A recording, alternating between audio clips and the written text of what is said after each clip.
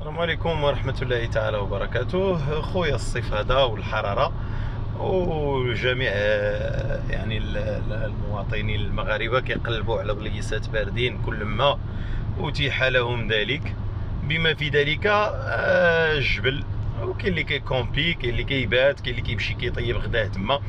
فالله يجازيكم بخير. الحراره كثيره كتبلغ دابا يعني عتبات 50 درجه، لان كتوصل 46 48. دونك يعني اندلاع الحرائق في الغابات يعني خاصو فقط واحد المبادره بسيطه ولا واحد الخطا صغيور، وتلقى آلاف الهكتارات من الغابات اللي اصلا حنا نفتقدوا لها دابا في المغرب.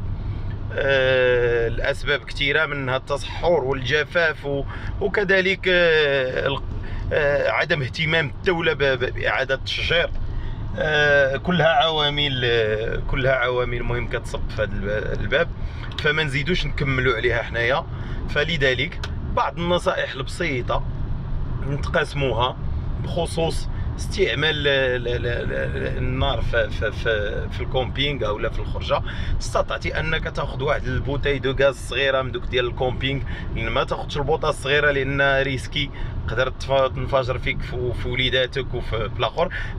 ناخذوا دوك لي بوتاي الصغيورين راه كيتباعوا عند دروغري افيكاس. ما استطعتش وبغيت نستعمل المواد الطبيعيه فنحاول ما امكن ناخذ معايا الفخر، لان الفخر ما كيتبروباجاش. بار كونطري الا شعلتي العافيه في العواد فالعواد ممكن يسيحوا ممكن يمشيو. ثاني حاجه قبل ما نشعل داك الفاخر او لا الا اضطريت انني نستعمل دوك العواد فنشطب ديك المنطقه والمحيط ديالها مزيان من الخش ومن دوك العويدات الرقاق وداك الشيء، ندوز عليها واحد الشطيبه مزيانه، شي عروشه ديال شي شطابه ولا شي عروشه ديال الاشجار ميتين، نشطب مزيان نخلي غير التراب في المحيط ديال فين غندير الكانون ديالي. نستعمل الاحجار وندور الاحجار مزيان.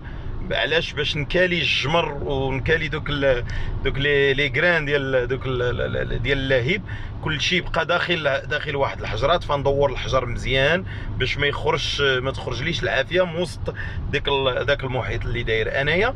ثالث حاجه هو انني نبقى ديما قريب من النار ونلاحظ واش ما تكونش يعني ديما واحد كيراقب الكميله وكيراقب ديك العافيه ولا داك البرادتين اللي راني داير.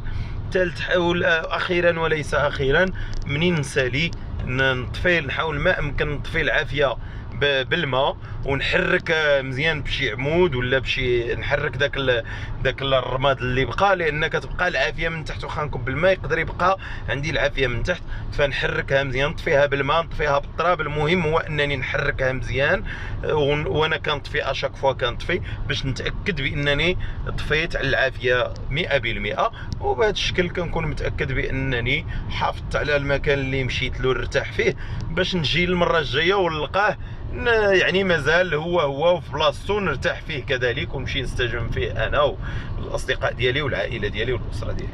هادشي اللي قلناه باش تستهلك بلا ما تستهلك، وبالصحه والراحه مسبقا المساريه. تحياتي لكم والسلام عليكم ورحمه الله.